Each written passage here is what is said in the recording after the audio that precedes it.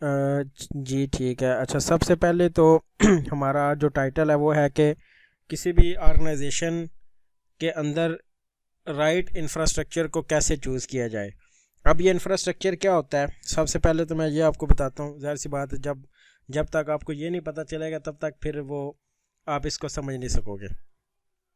अब जब छोटी सी एक कंपनी होती है ना, उसको भी आजकल तो खैर वो ज़माना ही अलग हो गया ना, छोटी सी कंपनी को भी एक वेबसाइट की ज़रूरत होती है। ठीक है, आप कोई भी कॉलेज में अगर आप पढ़े हो बीएससी, या ज़ाहिर सी बात है आपने किसी कॉलेज में की हुई है, तो उस कॉलेज में भी एक कंप्यूटर लैब होगी। ठीक है, वो कंप्यूटर लैब तकरीबन 20-30 कंप्यूटर जो है वो आपस में कनेक्ट होंगे, और उन सब के ऊपर नेट जो है वो चलता होगा। वो तो चलो छोटा सा इदारा होता है, एक लैब होती है। चलो बड़ा, अगर कोई थोड़ा सा बड़ा कॉलेज है तो उसमें चलो 2 लैब्स हो जाएंगी। तो उन 2 लैब्स का फिर आपस में कनेक्शन, और फिर उनको इंटरनेट प्रोवाइड करना, और फिर ज़ाहिर उधर तो खास इतना होता नहीं है। ये पाकिस्तान के अंदर तो जो बड़ी ऑर्गेनाइजेशन है उनके लिए ही होता है। तो हमने अपनी असाइनमेंट में एग्जांपल ली थी यूनिवर्सिटी ऑफ गुजरात की, कि यूनिवर्सिटी ऑफ गुजरात में जो आईटी इंफ्रास्ट्रक्चर अभी मौजूदा चल रहा है, वो आईटी इंफ्रास्ट्रक्चर कैसे चल रहा है और उसकी ज़रूरत क्यों पेश आई। ठीक है, सबसे पहली बात तो सर ने यही आपसे पूछनी है, जिसने भी असाइनमेंट दी हुई है।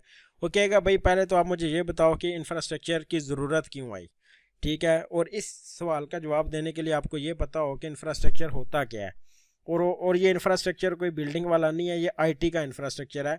कि मतलब कि जो अगर जो जितने भी आईटी के ऑपरेशंस हैं यूनिवर्सिटी ऑफ गुजरात में जो हो रहे हैं अभी फिल वक्त, ठीक है, उसका इंफ्रास्ट्रक्चर जो है वो कौन सी कंपनी का यूज़ कर रहे हैं, किस बेस पे उन्होंने बनाया हुआ है, और कैसे बनाया, और कहाँ कहाँ पे वो मौजूद है, सारा मैं आपको बताऊंगा।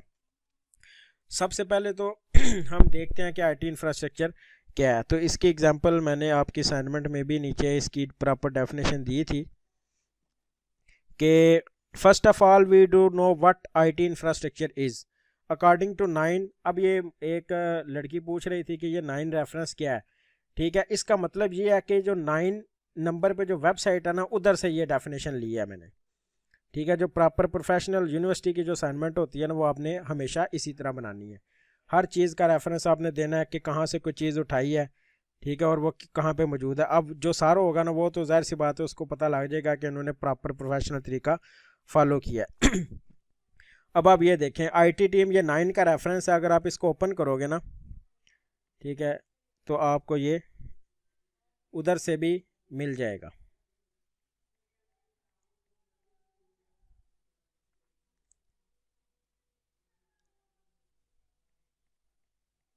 ठीक है, ये आईबीएम की वेबसाइट है जिधर से मैंने ये इसकी डेफिनेशन को समझा है। और वो बंदा कह रहा था कि भाई ये जो आपने डेफिनेशन लिखी हुई है वो तो उधर मौजूद ही नहीं है। ठीक है, ये हमेशा बिल्कुल नहीं ऐसे नहीं, मतलब कि जो रेफरेंस है उसका ये मतलब नहीं है कि आपने डायरेक्ट ही सारा कॉपी पेस्ट करके उधर जो है वो लगा देना है। आपने सिर्फ आइडिया लेना है और आइडिया को अपने अल्फाज में उधर लिखना है। ठीक है, ताकि कोई बंदा ये ना कह सके कि आपने उसको कॉपी किया है। तो इसलिए ये सारी वेबसाइट से वो आप देख सकते हो। तो पहले तो हम इंफ्रास्ट्रक्चर को समझते हैं, फिर मैं आपको एक एग्जांपल भी दूंगा रियल वर्ल्ड की। ठीक है, फिर आपको मज़ीद उसकी समझ आ जाएगी।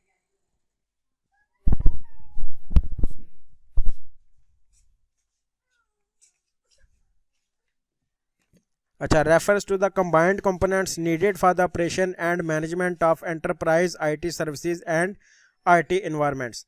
अब ये एंटरप्राइज का मतलब होता है कि बहुत बड़ी ऑर्गेनाइजेशन। अब जाहिर सी बात है, जिधर 15,000 बच्चे पढ़ रहे हैं, तो उन 15,000 बच्चों को मैनेज करने के लिए एक बड़े आईटी इंफ्रास्ट्रक्चर की ज़रूरत है। अब ये कंबाइंड कंपोनेंट्स का क्या मतलब है। कंबाइंड कंपोनेंट्स में आप कंप्यूटर्स को ले लें, फिर कंबाइंड कंपोनेंट्स में आप राउटर्स को ले लें, स्विचेस को ले लें। फिर जाहिर सी बात है, आप जब आप मैंने आपको पहले भी एक एग्जांपल दी थी कि आप घर में अगर कोई इंटरनेट आप लगवाते हो, तो इस इंटरनेट को आप अगर 2 घरों में शेयर करो, तो वो भी एक आईटी इंफ्रास्ट्रक्चर में ही आता है कि आपको एक पीछे सर्विस मिल रही है, फिर आगे आप उस सर्विस को डिवाइड कर रहे हो। ठीक है, तो ये भी आईटी इंफ्रास्ट्रक्चर कहलाता है, जो हम खुद सेटअप करते हैं। वैसे तो जाहिर सी बात है, जो पीटीसीएल की कंपनी है उन्होंने तो इलाके वाइज डिवाइड किया हुआ है ना, कि इस इलाके में कितने बंदों को नेट देना है और इस इलाके में कितने बंदों को नेट देना है। ठीक है, फिर उन्होंने प्रॉपर बंदे रखे हुए हैं जो कोई भी मसला आता है तो उसको सॉल्व करते हैं। ठीक है, ये सारी चीज़ें होती हैं एक बड़े सेटअप के अंदर। इसी तरह यूओजी का भी सेटअप है। अब उसमें ये जो डेफिनेशन के अंदर जो कंपोनेंट्स का जिक्र हुआ है, ये कंपोनेंट्स है लैब्स। ठीक है, एक डिपार्टमेंट में अगर 3-4 लैब्स हैं तो जाहिर सी बात है वो दूसरे डिपार्टमेंट की लैब से भी कनेक्ट होगा, और जो दूसरे डिपार्टमेंट की लैब है वो तीसरे से कनेक्ट होगा, और जो 6-7 पूरे डिपार्टमेंट मिल के जो मतलब कि उनका एक नेटवर्क बनेगा, वो मेन हेड मतलब कि जो एडमिन है ब्लॉक उधर से कनेक्ट होगा, और एडमिन को जो नेट आ रहा है वो आईटी डिपार्टमेंट से कनेक्ट होगा, और आईटी डिपार्टमेंट से जो नेट आ रहा है वो जिससे भी उन्होंने खरीदा हुआ क्लाउड लिया हुआ या ऑन साइट लिया हुआ, वो फिर कंपनी इनको सारा इंटरनेट प्रोवाइड करती है। अब जाहिर सी बात है अभी 2-3 MB का तो सेटअप चाहिए नहीं है, ठीक है, बहुत बड़ा सेटअप चाहिए ये सारी चीज़ों को चलाने के लिए। तो एक तो छोटा सा ये इसकी डेफिनेशन है जो इसके अंदर उसने हमें बताया भी है कि refers to the combined component.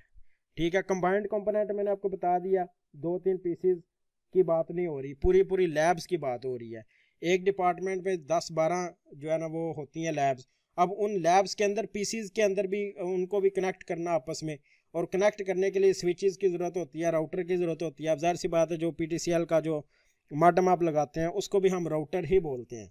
ठीक है, तो राउटर क्या करता है, आपके इंटरनेट को डिवाइड करता है, चाहे वो वाईफाई से डिवाइड हो चाहे वो केबल्स के थ्रू डिवाइड हो, तो एक ही बात है। तो उन कंपोनेंट्स को जब हम एक इकट्ठा करते हैं तो वो आपका ऑपरेशन और मैनेजमेंट करने के लिए एक बड़े आईटी सर्विसेज और आईटी इन्वायरमेंट के लिए वो चीज़ की ज़रूरत होती है। और उसके बाद आपका ये मैं आपको ये बोलता हूँ, जब आप मेन लाइब्रेरी के अंदर जाएंगे ना किसी भी दिन, जब आप यूनिवर्सिटी में जाते हो, तो उस लाइब्रेरी के अंदर लेफ्ट साइड पे ना एक रूम बना हुआ है जहाँ पे बड़े बड़े सर्वर पड़े होंगे। तो वो सर्वर दरअसल ये एक पूरा आईटी इंफ्रास्ट्रक्चर है जिसका वो पूरे का पूरा उन्होंने लाइब्रेरी के अंदर उसको सेट किया हुआ है। मतलब कि वो इनका एक अपना, इसलिए मैंने ये कहा था, ये जो नीचे मैंने बात लिखी थी कि दोनों चीज़ें मौजूद हैं। ऑन साइट का मतलब है कि खुद उन्होंने बनाया हुआ सारा इंफ्रास्ट्रक्चर, और प्राइवेट क्लाउड का मतलब है कि उन्होंने अपने इंफ्रास्ट्रक्चर के बजाय, हो सकता है आग लग जाए उधर, हो सकता है वो फेलियर की वजह से सारा करप्ट हो जाए डेटा, तो इसलिए उन्होंने बैकअप के तौर पे एक क्लाउड का जो सेटअप है वो भी लिया हुआ है। ठीक है, अब फॉर एग्जांपल ये जो वेबसाइट आपकी चलती है ना, खैर अब तो वो UOGIS नहीं है, पहले हमारा ये होता था UOGIS।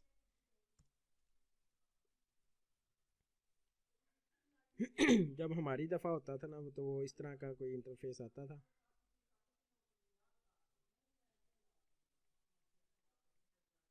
मेरे हाल में अभी तो उन्होंने उसको ख़त्म कर दिया हुआ, मगर पहले जो होता था ना वो इसी तरह ही में आता था।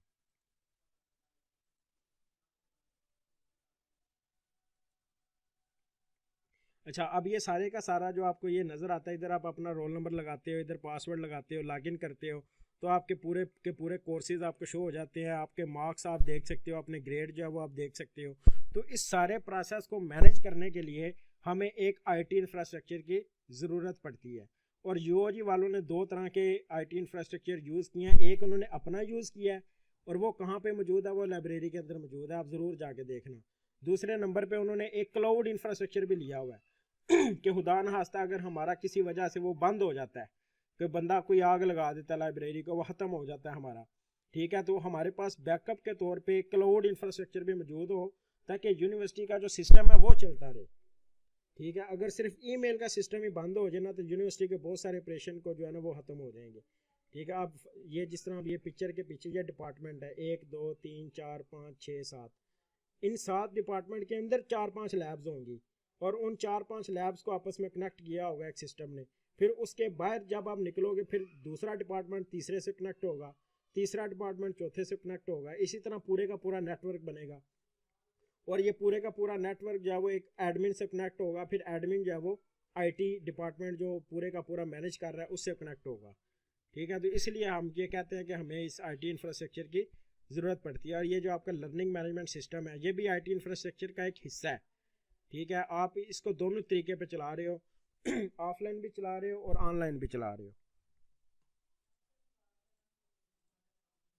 अच्छा, ये आपको मैंने डेफिनेशन बता दी, अभी आपसे थोड़ी देर तक ना मैं पूछता हूँ कि आपको समझ क्या आएगी। अपने क्वेश्चन जो है ना वो रेडी रखें, क्योंकि क्वेश्चन के बगैर आपको समझ नहीं आनी। अच्छा, उसके अलावा मैंने आपको डेफिनेशन बताई, और नीचे मैंने आपको ये बताया कि दो तरह के आईटी आर्किटेक्चर मौजूद हैं, एक है ट्रेडिशनल और एक है क्लाउड। ट्रेडिशनल में आपको हर चीज़ खुद सेट करनी पड़ती है, उसके लिए बिल्डिंग आपको सेट करनी पड़ती है, उसके लिए डेटा सेंटर आपको बनाना पड़ता है, उसके लिए सर्वर आपको बनाना पड़ता है, नेटवर्किंग के लिए केबल्स वगैरह आपको लेके आनी पड़ेंगी, डेस्कटॉप पीसीज आपको लेके आने पड़ेंगे, कारपोरेट एप्लीकेशन सॉफ्टवेयर, जो आपको मैंने अभी LMS दिखाया है, ठीक है, ये कारपोरेट एप्लीकेशन सॉफ्टवेयर में चीज़ आएगी। फिर उसके लिए 24 घंटे बिजली, फिर उसके स्पेस, फिर मनी, ये सारी चीज़ें ट्रेडिशनल इंफ्रास्ट्रक्चर के लिए ज़रूरी हैं, जो हर एक बड़ी ऑर्गेनाइजेशन ये मस्ट बनाती है, इसके बगैर उनका गुजारा नहीं है। फॉर एग्जांपल क्लाउड वाले चलो धोखा दे जाते हैं, वैसा तो अभी तक कभी हुआ नहीं है। क्लाउड वाले कहते हैं भाई हम जिस तरह अभी ये यूक्रेन में था, यूक्रेन में जंग लगी है, वो तो गूगल वालों ने रूस के जितने भी वो थे ना गूगल की सर्विसेज वो सस्पेंड कर दी हैं। अब उनकी ऑर्गेनाइजेशन के पास अगर होता ही ना अपना सिस्टम तो वो बिल्कुल ही बंद हो जाते, क्योंकि उनके पास अपना सिस्टम भी मौजूद है, इसलिए उनको कोई फ़र्क नहीं पड़ा। तो उसके बाद क्लाउड इंफ्रास्ट्रक्चर में आपको किसी चीज़ की ज़रूरत नहीं पड़ती, ना आपको बिल्डिंग की, ना डेटा सेंटर, सर्वर, हर चीज़ ये आपको वो कंपनी ही प्रोवाइड करेगी, ठीक है। ये उसकी दो टाइप्स थी। क्लाउड इंफ्रास्ट्रक्चर का मतलब है कि ये टोटल इंटरनेट के ऊपर बेस करता है, आपके पास इंटरनेट है तो आप उसको ईजिली असेस कर सकते हैं। ट्रेडिशनल इंफ्रास्ट्रक्चर में जैसा कि ये डेफिनेशन में बता भी दिया है, तो इस सारे इंफ्रास्ट्रक्चर को हमें खुद ही बनाना पड़ेगा, जिस तरह अभी ये नीचे लिखा भी है, it is a typical for a conventional infrastructure to be deployed on site, ठीक है। ऑन साइट का मतलब है जिधर वो ऑर्गेनाइजेशन है उधर ही इसको डिप्लॉय करना है, for private usage by a single firm और ऑर्गेनाइजेशन। अब स्टूडेंट को सिर्फ ये LMS की इजाज़त है कि वो LMS को देख सकते हैं, बाकी भी बहुत सारी चीज़ें हैं जो स्टूडेंट नहीं भी देखता, ठीक है, तो वो फिर IT डिपार्टमेंट उसको मैनेज करता है। तो अब इसकी कुछ काफ़ी सारी टाइप्स थी, इन टाइप्स के बाद फिर मैंने आपसे पूछना है, ठीक है, ये आप अच्छे से ज़रा देखें। सबसे पहले तो हमने इसमें फर्स्ट पॉइंट पे यही है कि UOG को हमने सेलेक्ट किया है, ठीक है। UOG को इसलिए सेलेक्ट किया कि ये एक बड़ी ऑर्गेनाइजेशन है, इसके लिए IT इंफ्रास्ट्रक्चर की ज़रूरत थी, ठीक है। मॉडर्न वर्ल्ड को कम्पीट करने के लिए सारी चीज़ें जो है इसके लिए चाहिए थी, और उसके लिए हम सजेशन भी प्रोवाइड करेंगे UOG को कि वो जो है ना इंफ्रास्ट्रक्चर अपना बेहतर करे, क्योंकि अभी भी बेहतर नहीं है। जैसे ही आपका रिजल्ट अपलोड होता है ना एंड फाइनल वाले दिन, हर अभी तो आप नए नए हो ना, मुझे ये चीज़ें पता है, जैसे ही हमारा रिजल्ट अपलोड होता था वो सिस्टम बैठ जाता था। मतलब जाहिर सी बात है जब 15,000 स्टूडेंट एक ही दफ़ा वो सिस्टम को चलाता है, मैं फॉर एग्जांपल जिस तरह अभी तो खैर ठीक हो गया, पहले बोर्ड की वेबसाइट पे भी ऐसे ही होता था, जैसे रिजल्ट अपलोड होता था वो वेबसाइट बैठ जाती थी। इसका मतलब क्या हुआ कि उनका IT इंफ्रास्ट्रक्चर इस काबिल ही नहीं है कि वो इतने ज़्यादा स्टूडेंट को एक ही बार में अकोमोडेट कर सके। इसी तरह UOG का भी था कि जैसे वो रिजल्ट अपलोड होता था, ग्रेड लगते थे, सारी अवाम चढ़ जाती थी लैपटॉप के ऊपर देखने के लिए, जिसका खुल गया, ना खुला तो वो फिर उसको 2-3 घंटे वेट करना पड़ता था, ठीक है। खैर अब ठीक हो गया, अब इन्होंने अच्छा अपना सिस्टम कर लिया, अब वो स्टक नहीं होता, अब जैसे ही आप अपना रोल नंबर लिखते हो तो वेबसाइट ओपन हो जाती है, ठीक है, ये चीज़ है। तो इसलिए एक IT इंफ्रास्ट्रक्चर की बड़ी ऑर्गेनाइजेशन को ज़रूरत होती है ताकि वो बहुत ज़्यादा जो लोग हैं उनको ये अकोमोडेट कर सके। अच्छा, फिर उसका ऑब्जेक्टिव है, ऑब्जेक्टिव क्या था, जाहिर सी बात है कि जब एक कंपनी बनती है, जैसे जैसे वो ग्रो करती है, उसके प्रोसेस को स्मूथ और बेटर बनाने के लिए हमें एक IT इंफ्रास्ट्रक्चर की ज़रूरत पड़ती है, ताकि जितने भी IT ऑपरेशन हैं उनको हम मैनेज कर सके। छोटी ऑर्गेनाइजेशन हो, बड़ी ऑर्गेनाइजेशन हो, इस दौर के अंदर हर एक ऑर्गेनाइजेशन को IT इंफ्रास्ट्रक्चर की ज़रूरत मस्ट है। ये क्या करता है कि it can improve user experience in an organization which is the most important thing. अब जाहिर सी बात है आप स्टूडेंट हो, अब आप रिजल्ट के लिए तो नहीं ना जा सकते यूनिवर्सिटी के पास, छोटी सी चीज़ है, रिजल्ट तो उनको प्रोवाइड करना पड़ेगा ऑनलाइन, ताकि स्टूडेंट जो अपने ग्रेड ऑनलाइन अपने लैपटॉप के ऊपर वो देख सके, ताकि स्टूडेंट भी कल को जाके कि यार ये बड़ी अच्छी ऑर्गेनाइजेशन है, इसके सारे ऑपरेशन जो है ना वो बड़े स्मूथ तरीके से चलते हैं। Many IT infrastructure are available in the market, but selecting the appropriate infrastructure is very important. IT infrastructure must meet the need and requirement of the organization. ये नहीं है कि आपकी जो ऑर्गेनाइजेशन है वो एजुकेशनल है और आपने IT इंफ्रास्ट्रक्चर किसी बिजनेस ऑर्गेनाइजेशन का ले लिया है, ठीक है। ये भी आपको देखना पड़ता है कि आपकी जो ऑर्गेनाइजेशन है वो किसकी ऑर्गेनाइजेशन है, वो एजुकेशनल है या कोई दूसरी है, बिजनेस वाली है या कोई कंपनी है, ठीक है। जाहिर सी बात है हर कंपनी के यूज़र मुख्तलिफ होंगे, ठीक है। कहीं जो ऑर्गेनाइजेशन उनमें सिक्योरिटी बड़ी इंपॉर्टेंट है, ठीक है। अब जाहिर सी बात है UOG के अंदर तो कई दफ़ा वो हैक भी हो जाता है सिस्टम, नंबर शंबर आप चेंज भी कर सकते हो, सारा कुछ हो जाता है। IT infrastructure must need the requirement of the organization, so our main objective is to select our organization appropriate best and most affordable IT infrastructure, ठीक है। तो ये हमारा मेन ऑब्जेक्टिव था, जिसकी बेस पे हमने यूनिवर्सिटी ऑफ गुजरात को सिलेक्ट किया है और जिसकी बेस पे हम ये पूरी की पूरी असाइनमेंट बना रहे हैं। अच्छा तो ये इसकी डेफिनेशन मैंने आपको बता दी, दोबारा बता देता हूँ ताकि आप मुझे अच्छे तरीके से बता सकें। Refer to the combined component. अब कंबाइंड कंपोनेंट कौन से हैं मैं आपको बता चुका हूँ। लैब्स के अंदर जो कंप्यूटर पड़े हुए हैं, जो पीसीज पड़े हुए हैं, जो आपस में डिपार्टमेंट को कनेक्ट करना है, सारे कंबाइंड कंपोनेंट को, ठीक है। कंबाइंड इसलिए उसने लिखा है कि वो कनेक्शन ऑटोमेटिकली उनका एस्टेब्लिश होता है, ठीक है। मतलब कि जितने भी कंपोनेंट हैं वो आपस में कंबाइंड होते हैं, मतलब कि कनेक्ट होते हैं। किसके लिए कनेक्ट होते हैं? ताकि उसका ऑपरेशन और मैनेजमेंट, ये दोनों चीज़ें उस आईटी सर्विसेज और इन्वायरमेंट की अच्छे तरीके से मैनेज हो सकें। और दो तरीके हैं, एक ट्रेडिशनल है, एक क्लाउड है। दोनों चीज़ें मैंने आपको बता दी हैं, ठीक है। बेसिक से इनकी डेफिनेशन है, आप मज़ीद इसको पढ़ेंगे तो आपको समझ आ जाएगी। तो अब मैं जिसका नाम लूँगा वो छोटा सा मुझे पहले ये बता दे कि आईटी इंफ्रास्ट्रक्चर होता क्या है और हमने यूओजी के लिए उसको क्यों सिलेक्ट किया है और इन दोनों का डिफरेंस क्या है, ट्रेडिशनल और क्लाउड और आईटी इंफ्रास्ट्रक्चर की डेफिनेशन, ये आपने मुझे बताना है। तभी मैं फिर आगे जाऊंगा ताकि मुझे पता चले आपको समझ आ गई है। जी आयशा आप बताओ। आयशा है नहीं आपका नाम, जो भी है, जवेरिया आप बताओ।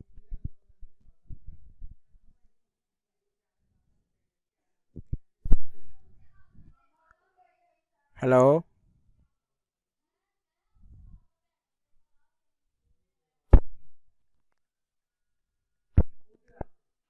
ज्वेरिया तो है ही नहीं। जवे तो फिर कौन? ज्वेरिया का नेट आयशा ही हूँ मैं। चलें ठीक है, आप बताएं। आईटी इंफ्रास्ट्रक्चर है कि जैसे यूनिवर्सिटी में जितने भी लैब हैं सारी कनेक्ट हैं, वो सारी एक दूसरे के साथ कनेक्ट हैं, तो वो एक इंफ्रास्ट्रक्चर है ना।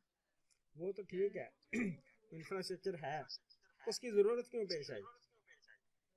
क्योंकि आज बड़ी जो ऑर्गेनाइजेशन है उनके लिए इंफ्रास्ट्रक्चर की ज़रूरत होती है, छोटी के लिए भी होती है आजकल इस मॉडर्न दौर में।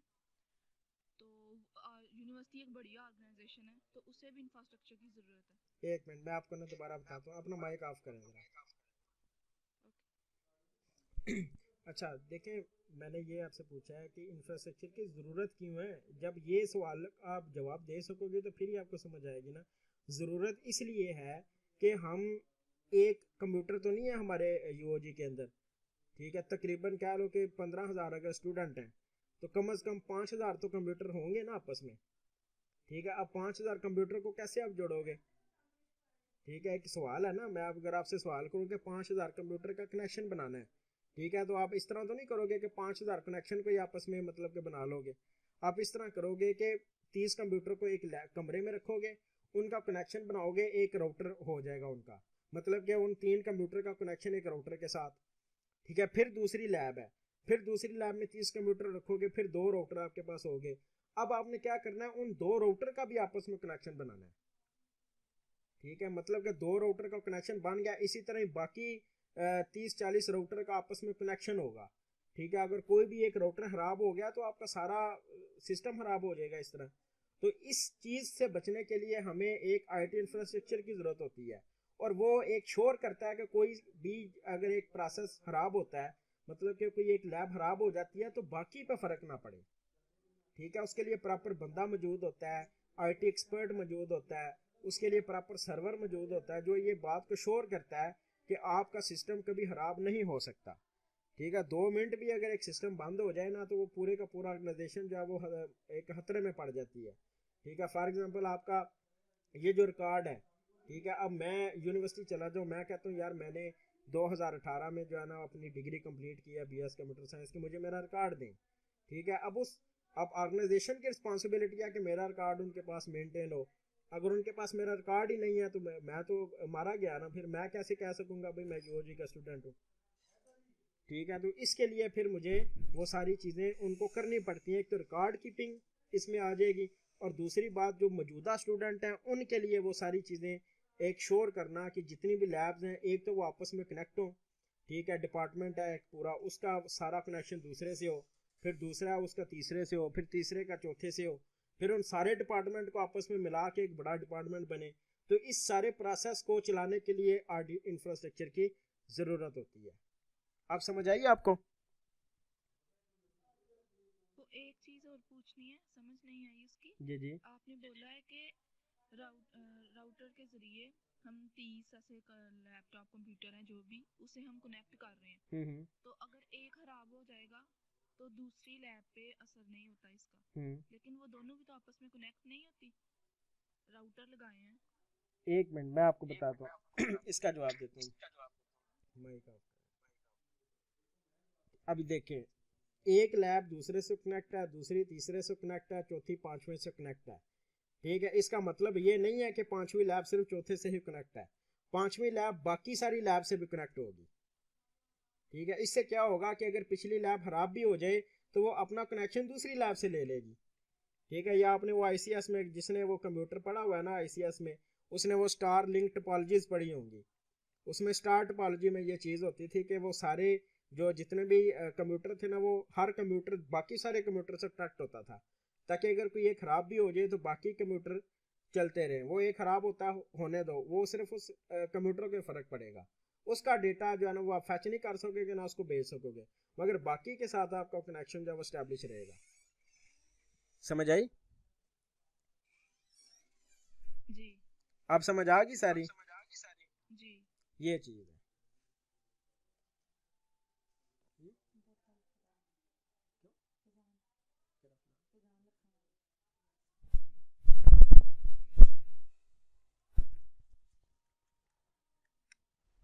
और कौन मेरा ना दस।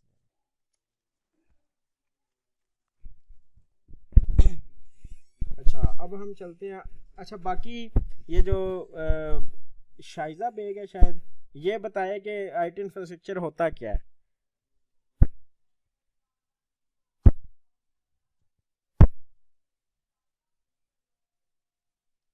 बता दें, शर्माने वाली तो इसमें बात ही नहीं है ना, बस बताना है, जो सवाल पूछा है उसका जवाब देना बस।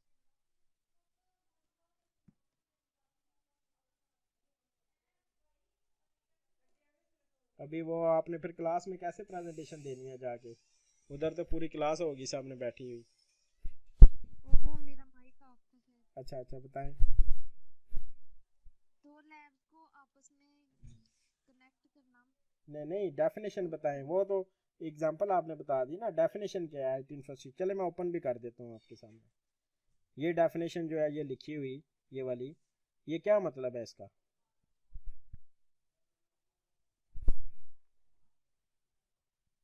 ये जो मैंने बोल्ड किए हुए हैं लेटर्स, इसका मतलब मुझे समझा दें। जाहिर सी बात है, प्रेजेंटेशन में तो आपने मतलब ही समझाना है ना उसका।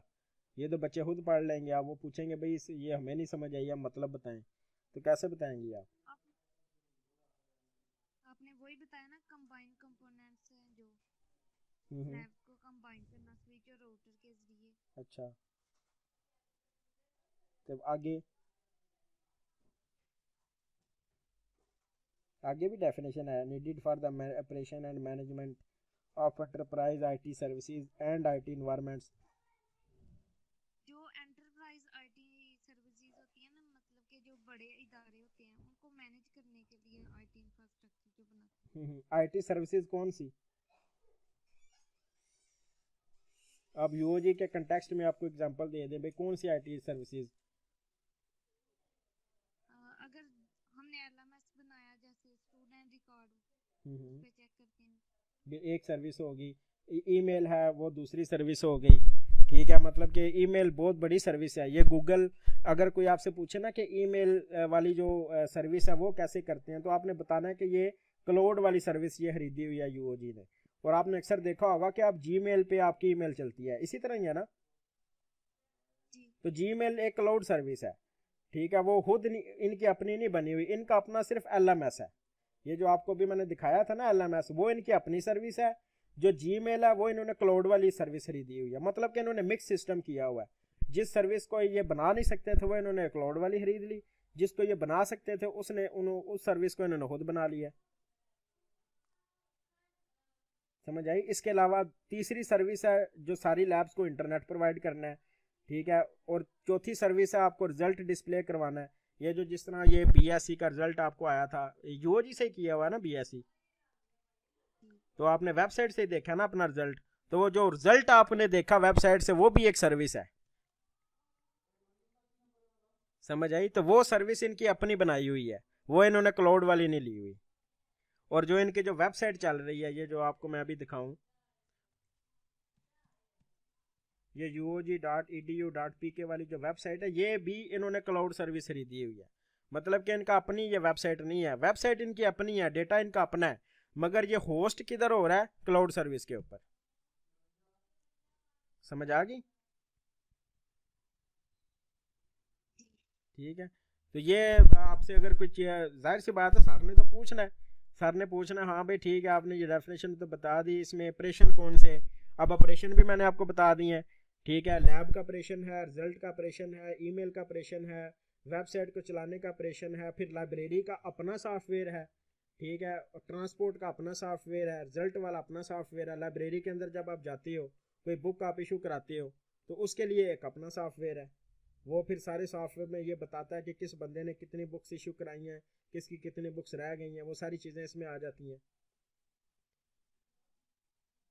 फिर रिजल्ट वाला सिस्टम है। इस तरह आपने अगर सर पूछे कि हाँ भाई कौन सी सर्विसेज आईटी की, तो आपने ये बताना है।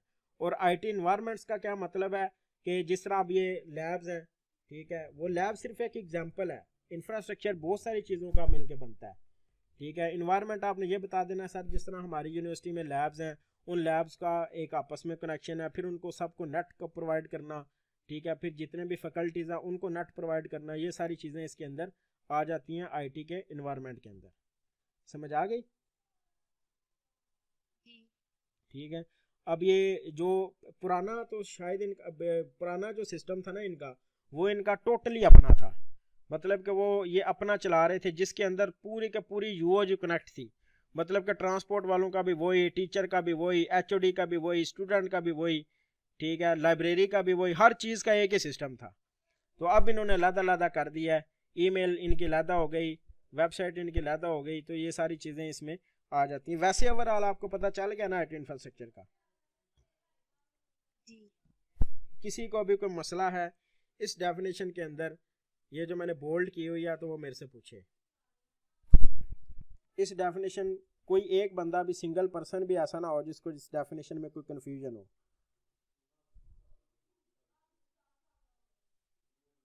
पूछें अगर किसी को कोई क्वेश्चन है, किसी का पूछ लें।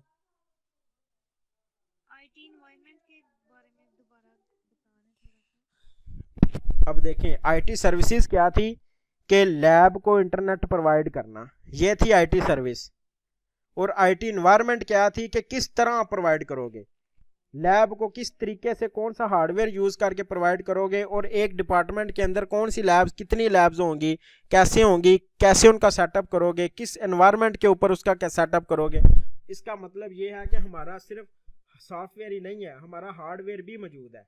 अब पीसी को तो आप हाथ लगा सकते हो ना, इस तरह वो हार्डवेयर है, जबकि एलएमएस सिर्फ सॉफ्टवेयर का काम है, उसके अंदर कोई हार्डवेयर नहीं चाहिए, वो सिर्फ सॉफ्टवेयर है। जबकि लैब्स के अंदर आपको हार्डवेयर भी है और सॉफ्टवेयर भी है। हार्डवेयर क्या है? आपके पीसी जिसके ऊपर स्टूडेंट बैठ के उसको अपना काम करेंगे। समझ आई? और लैब को फिर आप कह सकते हो कि ये लैब्स का जितना भी पूरा नेटवर्क है ना यूनिवर्सिटी के अंदर, ये एक पूरे का पूरा आईटी इन्वायरमेंट है। समझ आ गई?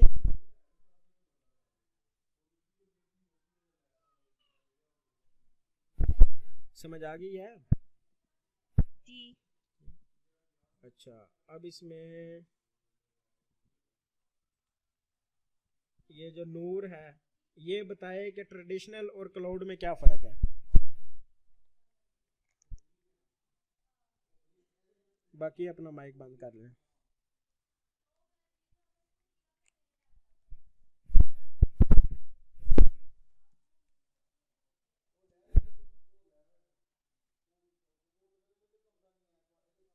माइक शाइक ऑन कर लें अपना।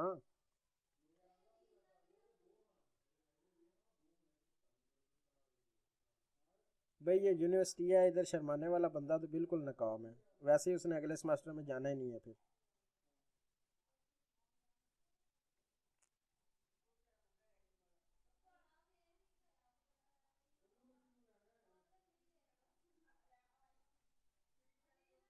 मैं बता दी। हेलो, मैं बता देती हूँ। नहीं नहीं, वही बताया जिसे पूछा है कि उसने नहीं प्रेजेंटेशन देनी। वो तो लदा लदा बंदा जाएगा ना। चलो ठीक है, 4 बंदे जा गए। इसमें से ना माइक ऑन कर लो अपना। चलो मैं इधर से ऑन कर देता हूँ।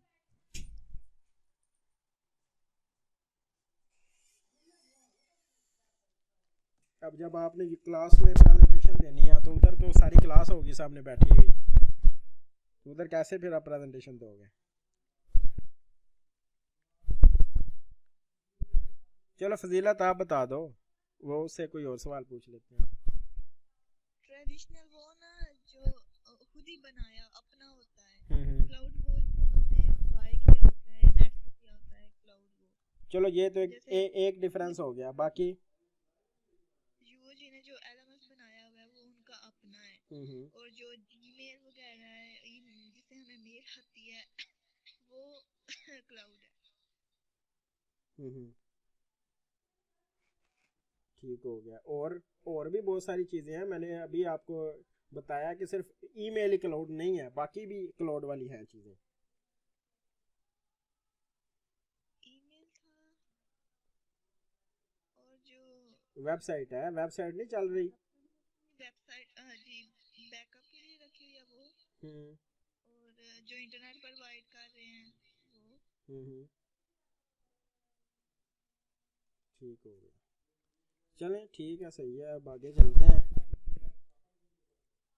तो आगे इसमें अब ये जो नीचे मैंने लिखा हुआ है कि अकॉर्डिंग टू एन आर्टिकल 2, ठीक है, मतलब कि दूसरा जो रेफरेंस है उसके अंदर ये सारी चीज़ें मेंशन हैं कि there are multiple solutions available in the market for IT infrastructure. अब ये जितने भी आपको ये नीचे नज़र आ रहे हैं, 1 2 3 4 5 6 7 8, ठीक है, अब ये 8 किस्म के इंफ्रास्ट्रक्चर मौजूद हैं। ठीक है, वैसे तो टाइप तो 2 ही हैं, मगर उन टाइप्स के 8 किस्म के इंफ्रास्ट्रक्चर मौजूद हैं। वो कौन से मौजूद हैं? On site. ऑन साइट में आपको हर चीज़ खुद से बनानी पड़ती है। मतलब कि आप हार्डवेयर भी अपना लेके आते हो, सॉफ्टवेयर भी अपना लेके आते हो। ठीक है, जो भी चीज़ें चाहिए वो सारी आपकी अपनी होती हैं और आपने खुद ही उसको सेट किया होता है। समझ आ गई ऑन साइट की? जी। ठीक है, मतलब कोई ऐसा सिस्टम जो आपने खुद बनाया हुआ है। ठीक है, और उसके बाद है होस्टेड। अब होस्टेड का सिस्टम क्या है कि आपका सिस्टम जो है वो आपके पास मौजूद नहीं है। आपने कोई थर्ड पार्टी से कहा है कि मेरा ये सॉफ्टवेयर है, इसको आप अपनी होस्टिंग पे चला दो। मतलब कि आप अपने सर्वर पे चला दो। मतलब कि डेटा आपका अपना है, ठीक है, मगर आप उस सिस्टम को रन करने के लिए जो चीज़ ले रहे हो ना, वो आप बाहर की कंपनी से ले रहे हो। समझ आई इसकी? नहीं, हम्म, मतलब यूनिवर्सिटी में कौन सी चीज़ है जो होस्टेड है? ये वेबसाइट जो है ये .pk, ये UOG.pk, ये इनकी वेबसाइट है जो क्लाउड पे है। जी। अच्छा, मैं आपको ना एक एग्जांपल देता हूँ। ये माइक ऑफ करें ज़रा, ये मेरी आवाज़ मुझे वापस आती है। अच्छा, होस्टेड और ऑन साइट में फ़र्क क्या है? ऑन साइट का हर चीज़ उनके ऑफलाइन चल रही है। मतलब कि एक लैब है, लैब में जो 31 कंप्यूटर है वो 1 कंप्यूटर आपस में डेटा शेयर कर रहे हैं। मतलब कि 1 कंप्यूटर ने अपना डेटा शेयर करना 31 कंप्यूटर को, तो वो 1 कंप्यूटर 31 कंप्यूटर को अपना डेटा बहुत ईजीली तरीके से सेंड कर सकता है। उसके लिए कोई नेट की ज़रूरत नहीं है। ये है ऑन साइट की एग्जांपल। जब होस्टेड की एग्जांपल क्या है कि आपने अपना डेटा पूरी दुनिया को शो कराना है। मतलब कि मैं चाहता हूं कि कोई दुनिया का कोई भी बंदा अगर वो मेरी वेबसाइट का नाम लिखे तो मेरी वेबसाइट, चाहे वो किसी भी कोने में मौजूद है, मेरी वेबसाइट ओपन होनी चाहिए। तो इस चीज़ को करने के लिए फिर हमें सर्वर की ज़रूरत पड़ती है। अब सर्वर क्या होता है? जो इंटरनेट की मदद से असेसिबल हो जाता है। ठीक है, मतलब कि कोई भी बंदा मेरे एक नाम लिख के मेरे सारे डेटा को असेस कर सकता है और डाउनलोड भी कर सकता है। ठीक है, तो इसको कहते हैं होस्टेड। तो इस सर्विस के 2 तरीके हैं। एक तो ये है कि अपना सर्वर खुद बना लो, ठीक है, जो आपको लाइब्रेरी में मिलेगा। आप लाइब्रेरी में जाओगे ना तो वहाँ पे बड़े बड़े सर्वर पड़े होंगे, वो इनके अपने सर्वर भी मौजूद हैं, मगर ये अपने सर्वर के साथ साथ इन्होंने क्लाउड का भी बाय किया हुआ है, ताकि हमारा अगर सर्वर खराब हो जाए तो क्लाउड का चलता रहे, और अगर क्लाउड का खराब हो जाए तो हमारा जो लाइब्रेरी में पड़ा हुआ है वो चलता रहे। ठीक है, तो इसको कहते हैं होस्टेड। मतलब कि आपने अपना डेटा एक तीसरे बंदे को दिया हुआ है कि वो डेटा सर्वर के ऊपर होस्ट कर दे, ताकि पूरी दुनिया के लोग इसको असेस कर सके, जबकि ऑन साइट में सिर्फ वही बंदा असेस कर सकेगा जो उस पूरे नेटवर्क में कनेक्ट है। आप समझ आइए आपको? जी ठीक है, अब जिस तरह इंटरनेट है ना, तो इंटरनेट की भी यही एग्जांपल आप लो कि अगर मैं इधर अपना नेट चला रहा हूँ ना, तो मैं डायरेक्ट अमेरिका वाले बंदे से कनेक्ट नहीं हूँ, मैं करोड़ों खरबों बंदों से मैं कनेक्ट होकर अमेरिका वाले बंदे से कनेक्ट हो रहा हूँ, मगर ये प्रोसेस इतनी जल्दी होता है कि वो जो है ना मुझे पता नहीं चलता। फॉर एग्जांपल अब कह लें कि यूओजी के अंदर एक कंप्यूटर पड़ा हुआ है, मैंने अगर उसको सेस करना है तो मैं इधर जैसे ही उसका नाम लिखता हूँ वो कंप्यूटर असेस हो जाता है। तो इसका मतलब ये नहीं है कि वो डायरेक्ट असेस हो गया है, वो लाखों कंप्यूटर से असेस होता है, वो उस कंप्यूटर से असेस हुआ है। ठीक है, फॉर एग्जांपल अक्सर आपने देखा होगा कि ये कराची में जो समुंदर की केबल है वो कट गई है, तो जिसकी वजह से पूरे पाकिस्तान का नेट जो है वो स्लो हो गया है। तो उसकी वजह क्या होती है कि आपका जो सिस्टम है ना पूरे पाकिस्तान का, वो दूसरे कंट्री से कनेक्ट था, तो उसमें मसला आया तो पूरे पाकिस्तान का नेट स्लो हो गया। इसी तरह ही पूरे पाकिस्तान में 22 करोड़ जो बंदे हैं उनके अपने अपने लैपटॉप, उनके अपने में कनेक्शन बना हुआ है। तो ये दरअसल एक पूरे का पूरा एक नेटवर्क है पूरी दुनिया में जो आपस में कनेक्ट होता है, तो उसको हम इंटरनेट कह देते हैं।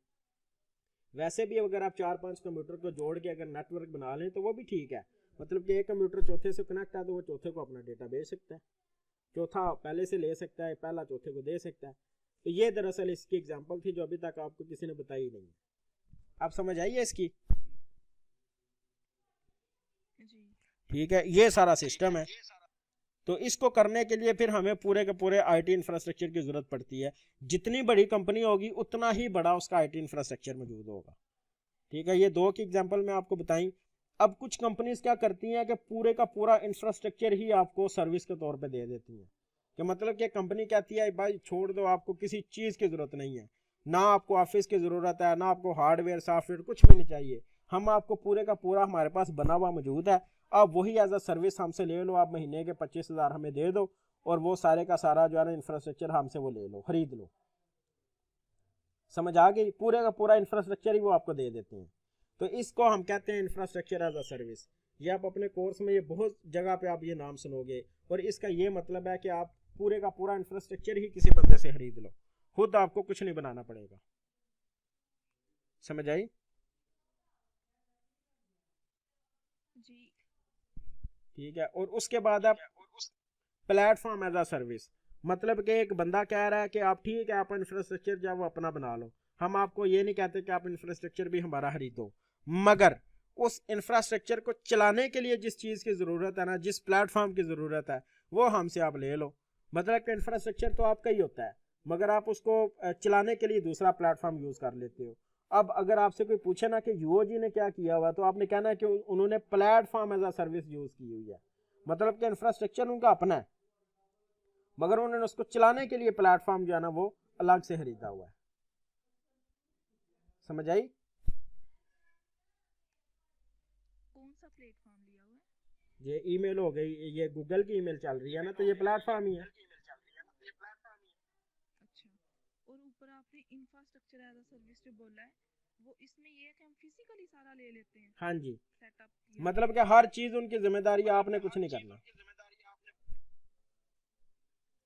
वैसे हमारे पास फिजिकली होता है सारे लैपटॉप, हार्डवेयर सॉफ्टवेयर। हाँ हाँ जी। अच्छा ठीक है। अच्छा, फिर सॉफ्टवेयर एज अ सर्विस है। अब जिस तरह मैंने आपको थोड़ी देर पहले बोला कि जो एलएमएस है, ठीक है, यूओजी का जो एलएमएस चल रहा है वो उन्होंने अपना बनाया हुआ है।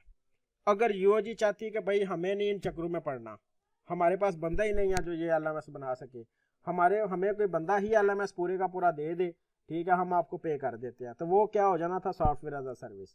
क्या मतलब कि आपने सॉफ्टवेयर ही सर्विस के तौर पे किसी से लिया हुआ है, आपका अपना कुछ भी नहीं है, तो इसको हम कहेंगे सॉफ्टवेयर एज अ सर्विस। समझ आई? लिया हुआ है सॉफ्टवेयर एज अ सर्विस पूरा, मतलब हाँ जी, कौन सा? ये जिसके ऊपर वो वेबसाइट चला रहे हैं। हाँ वो UOG.pk। हाँ जी, ठीक है, सर्वर कहते हैं जो वेबसाइट को चलाता है। अच्छा ठीक। ठीक है। अच्छा, उसके बाद है पब्लिक क्लाउड। अब पब्लिक क्लाउड क्या है कि आप क्या करते हो कि एक पूरे का पूरा सॉफ्टवेयर आप क्लाउड की बेस पे आप असेस करते हो। ठीक है, अभी तो मैं ये इधर अगर UOG LMS लिखूं,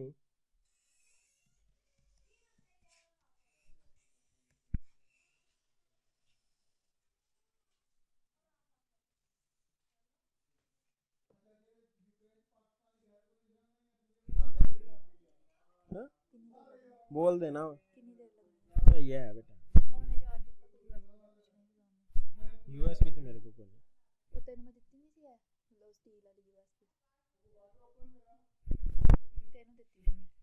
कल चार्जर काट के दे सुना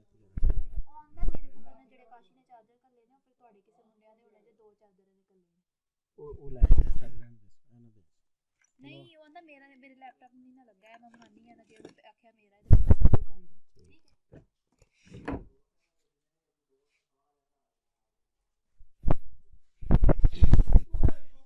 अच्छा, ये जो आपके सामने ये तो है एडमिशन का पोर्टल है ना। जब आपने एडमिशन कराया था UOG में तो इसी पोर्टल को यूज़ किया ना आपने। हेलो, ये जो पोर्टल आप जिसमें आपने अपना एडमिशन कराया है, यही यूज़ किया ना आपने। पता नहीं, हमने खुद अप्लाई नहीं किया वो। चले जो भी है, ये यूज़ किया, जिसने भी अप्लाई किया ना वो ये यूज़ किया। अब ये पूरे का पूरा उन्होंने होस्ट करवाया हुआ है सिस्टम वेबसाइट के ऊपर, और वेबसाइट उन्होंने क्या किया हुआ है, पब्लिक क्लाउड के ऊपर होस्ट कराई हुई है। पब्लिक क्लाउड क्या होता है, जिसको सारे एक्सेस कर सके। समझ आई? पब्लिक क्लाउड वो होता है जिसको हर बंदा एक्सेस कर सकता है, और प्राइवेट क्लाउड वो होता है जिसको सिर्फ खास किस्म का बंदा ही एक्सेस कर सकता है।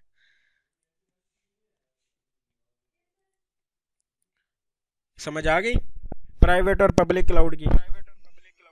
जी मतलब कि पब्लिक क्लाउड का दोबारा बताता हूँ कि ऐसा सॉफ्टवेयर, ठीक है, जिसके जो आपने होस्ट तो कराया हुआ है, ठीक है, सारा कुछ आपका ठीक चल रहा है, मगर वो उसको हर बंदा असेस कर सकता है, जिसका जी चाहे वो असेस कर सकता है। जिस तरह आपका ये एडमिशन पोर्टल है, ठीक है, आपने ये अपना लॉगिन किया, इस पे ईमेल पासवर्ड बनाया, आई एम नॉट और बोर्ड सारा कुछ करके, ठीक है, ये पूरे का पूरे प्रोसेस कोई भी बंदा इसको असेस कर सकता है। मगर प्राइवेट क्लाउड का क्या मतलब है कि वो चीज़ सिर्फ जिस बंदे को असेस देनी है ना, सिर्फ वही बंदा असेस कर सकता है। ये दो डिफरेंस है पब्लिक और प्राइवेट क्लाउड का। इसकी समझ आ गई? जो प्राइवेट है उसकी भी कोई एग्जांपल, जैसे इसकी दी है कि एडमिशन वाला, और प्राइवेट कौन सा है UOG जो यूज कर रही है? प्राइवेट वो है जो टीचर का पोर्टल हो गया, HOD का पोर्टल हो गया, ठीक है, ट्रांसपोर्ट का पोर्टल हो गया, आपका जो रिजल्ट बनाते हैं, जो बंदे जो डिग्री बनाते हैं, जो रिजल्ट इशू करते हैं, जो रिजल्ट बनाने हैं, उनका भी एक अलग से सिस्टम है जो हमें नहीं पता चलता। हमारा कोई लेना देना ही नहीं है उस सिस्टम के साथ। हमारा लेना देना सिर्फ ये है भाई, हमें सिर्फ ग्रेड पता चल जाए। इसके अलावा यूनिवर्सिटी के बाकी प्रोसेस भी सारे तो होते हैं ना। जिस तरह अब ये आपका BSc का रिजल्ट ऑनलाइन आपको शो हुआ था, वो रिजल्ट बनाता कौन है? उनका अपना एक अलग पोर्टल है। हर बंदे को जिम्मेदारी दी हुई है कि भाई ये बंदे का ये जिम्मेदारी है, इसकी ये जिम्मेदारी है, इसकी ये जिम्मेदारी है। तो वो बाकी सारे काम को भी, जिस तरह ट्रांसपोर्ट मैनेज करना, ये सबसे ज़्यादा मेन इंपॉर्टेंट है। फाइनेंशियल आपकी फीसिस को मैनेज करना, आपकी ये जितने भी एम्प्लॉयज़ की सैलरीज हैं उनको मैनेज करना, हर एम्प्लॉय का अपना अकाउंट भी हो सकता है। तो ये सारी चीज़ें प्राइवेट क्लाउड के ऊपर होस्ट कराई हुई हैं, ताकि कोई बंदा यूनिवर्सिटी के बाहर वालों के बंदा इसको एक्सेस ना कर सके। समझ आई? जी ठीक है, तो ये पब्लिक का क्लाउड और प्राइवेट क्लाउड। अब मैं जिस बंदे से पूछूंगा ना, तो उसने मुझे ये सारे के सारे, हाँ, हाइब्रिड क्लाउड रह गया। हाइब्रिड क्लाउड है ये पब्लिक और प्राइवेट का दोनों का मिक्सचर जो बन जाता है ना, वो हाइब्रिड क्लाउड होता है। और हाइब्रिड क्लाउड क्या है?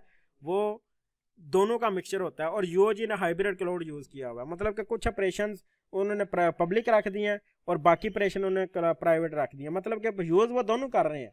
तो इन दोनों का फिर जो कॉम्बिनेशन है उसको हम कहेंगे हाइब्रिड क्लाउड। समझ आ गई? अब नहीं क्यों बोलेगा?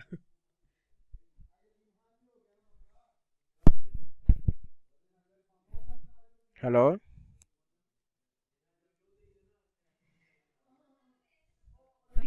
वो भी तो अलग अलग ही है ना।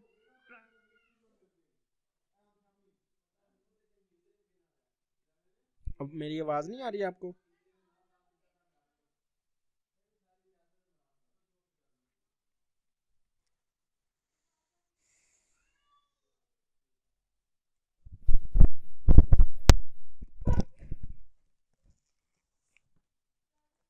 किधर यूज हो रहा है?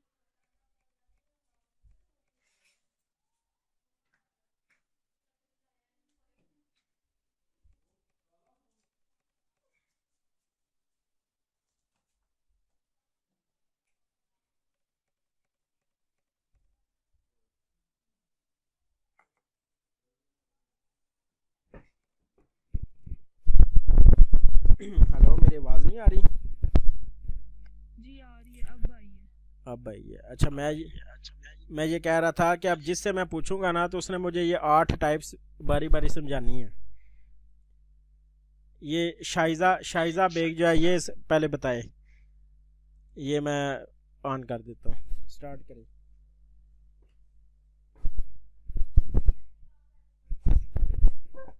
जी बिस्मिल्लाह करें आप।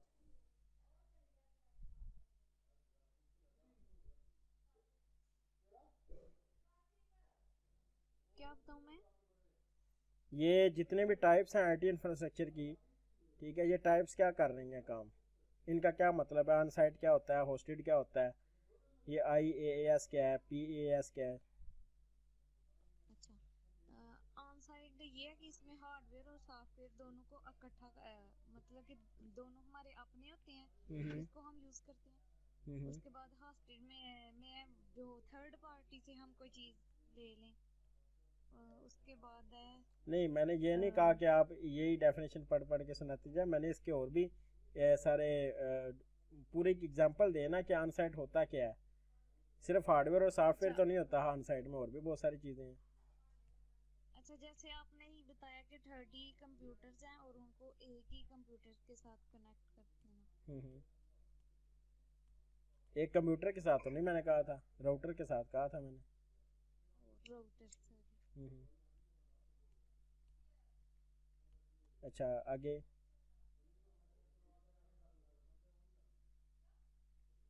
होस्टेड में क्या है, होस्टेड में ये है कि ऑन साइट में जो चीज़ें आपस में कनेक्ट होती थी, ठीक है, वो इंटरनेट से कनेक्ट है ताकि कोई भी बंदा उनको एक्सेस कर सके।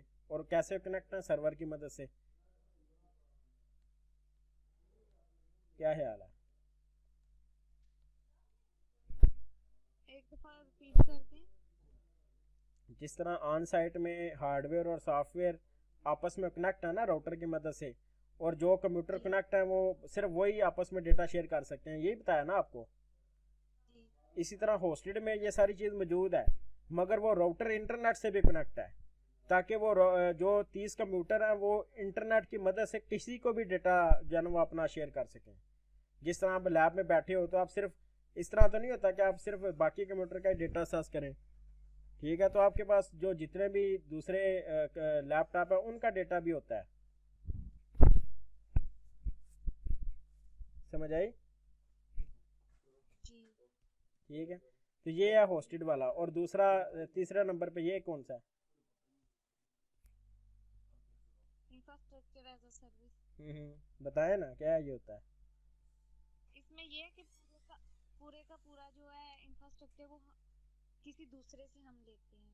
अच्छा, ठीक हो गया। और नीचे वाला प्लेटफॉर्म?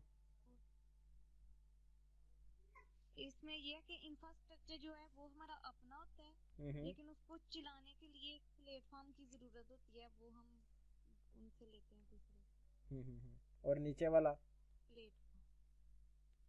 उसमें है कि जो पूरा सॉफ्टवेयर है ना, जैसे वेबसाइट है यूओजी की, वही मतलब कि पूरे का पूरा सॉफ्टवेयर ही किसी दूसरे से लेना। इसमें ब्लेंडर आपने कर दिया, दोबारा बताएं। सॉफ्टवेयर ही किसी दूसरे से लेना, जैसे यूओजी ने वो वेबसाइट ली हुई है ना, जी नहीं, वेबसाइट उनकी अपनी है भाई, वेबसाइट अपनी है। तो सॉफ्टवेयर उन्होंने आपने कहा था सॉफ्टवेयर को लिया उन्होंने। नहीं नहीं नहीं, मैंने ये आपको एग्जांपल दी थी, मैंने कहा था कि जो LMS है ना, LMS, ठीक है, वो यूओजी का है अपना। अगर वो LMS ना बनाते, किसी कंपनी से बना बनाया ले लेते, तो वो सॉफ्टवेयर एज अ सर्विस था। जबकि उन्होंने अपना बना, देखे ना, अब LMS और यूओजी ने अपना बनाया हुआ है, उनका अपना है, उन्होंने होस्ट किया हुआ है किसी प्लेटफॉर्म के ऊपर, वो तो ठीक है, प्लेटफॉर्म एज अ सर्विस हो गया, मगर सॉफ्टवेयर तो उनका अपना है ना, वो तो उन्होंने नहीं ना लिया किसी से। अगर वो किसी से ले लेते तो फिर वो सॉफ्टवेयर एज अ सर्विस होना था। तो आपने इसका ये बताना है कि अगर कोई कंपनी अपना सॉफ्टवेयर बनाती ही नहीं है, वो अपना सॉफ्टवेयर ही किसी दूसरी कंपनी से खरीद लेती है एज अ सर्विस के तौर पे, तो उसको हम सॉफ्टवेयर एज अ सर्विस कहेंगे। अब समझ आई? अब दोबारा बताएं। कि अपना सॉफ्टवेयर बनाना ही नहीं और किसी दूसरे से उसको ले लेना। हाँ जी। और पब्लिक क्लाउड?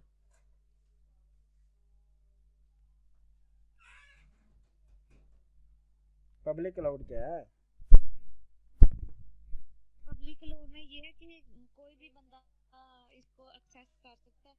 जैसे हमने एडमिशन फॉर्म अपना किया था फिल, तो वो सबको ओपन हो रहा था, कोई भी बंदा उसको कर सकता था। और प्राइवेट में ये है कि कोई खास ही बंदा उसको इस्तेमाल कर सकता है, जैसे ये टीचर्स हैं या फिर ट्रांसपोर्ट ऑफिस में अगर कुछ उन्होंने बताना हो तो।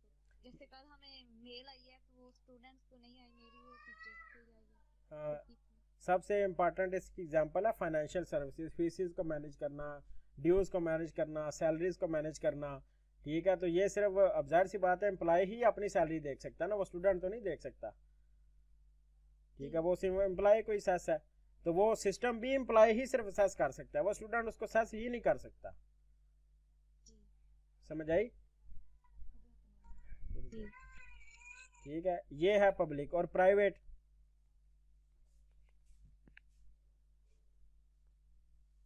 प्राइवेट तो मैंने बता दिया। और हाइब्रिड?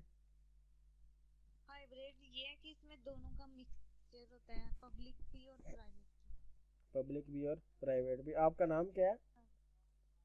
शाइजा। हाँ, ये लड़की ने कुछ कर जाना है, इसकी डिग्री समझो कंप्लीट है।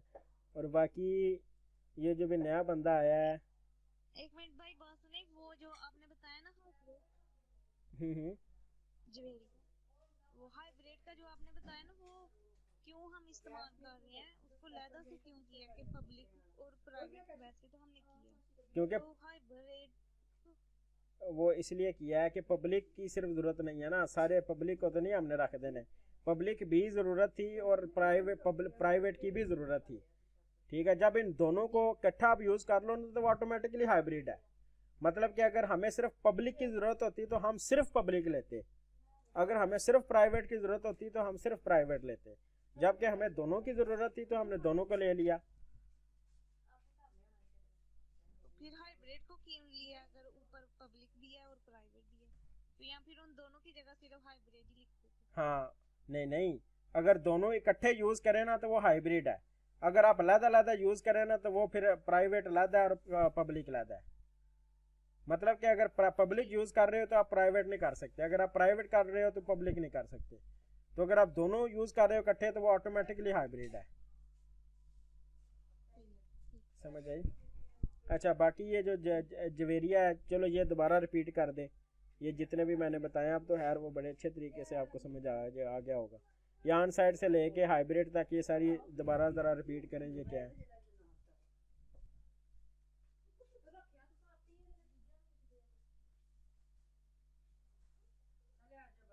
हाँ जी, कौन करे? जवेरिया।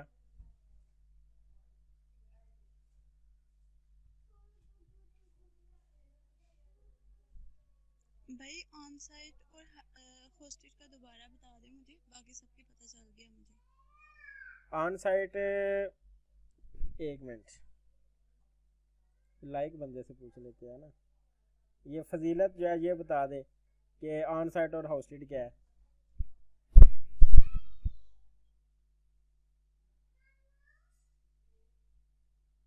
हेलो,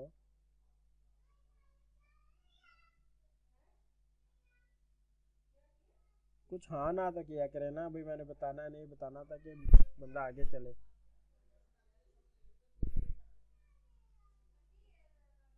भाई आप ही बता दें ऑन साइट और होस्टेड